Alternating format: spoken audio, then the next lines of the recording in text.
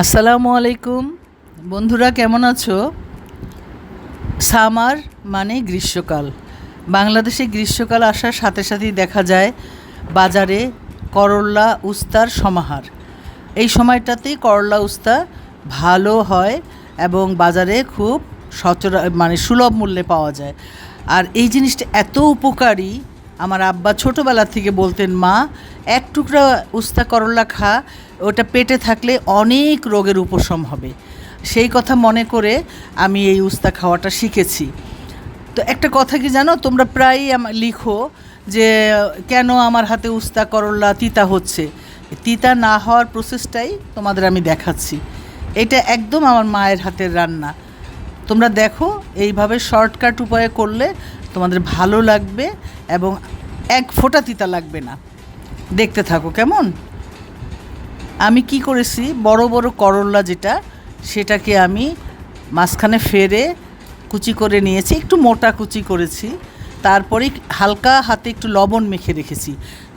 Not চটকানো, যেটাকে বলে চটকানো। অনেকে আছে চটকে চটকে তিতা বার করতে যেয়ে ওটাকে আরও তিতা করে ফেলে, আর সেটা করবে না। হালকা হাতে লবণ দিয়ে করলাকে কিছুক্ষণ মেখে রাখবে। তারপরে হালকা কুসুম গরম পানি দিয়ে করলাটাকে ধুয়ে নেবে। আর সেই ঠিক সেম প্রসেসে আমি কয়েকটা আলু কেটে রেখেছি। তোমরা দেখলেই বুঝতে পারবে। আলুটা মাঝখানে ফালি করে তারপরে একটু মোটা মোটা করে কেটেছি। তারপরে পেঁয়াজটাও ঠিক একই উপায়ে একটু মোটা মোটা করে কেটে রেখেছি।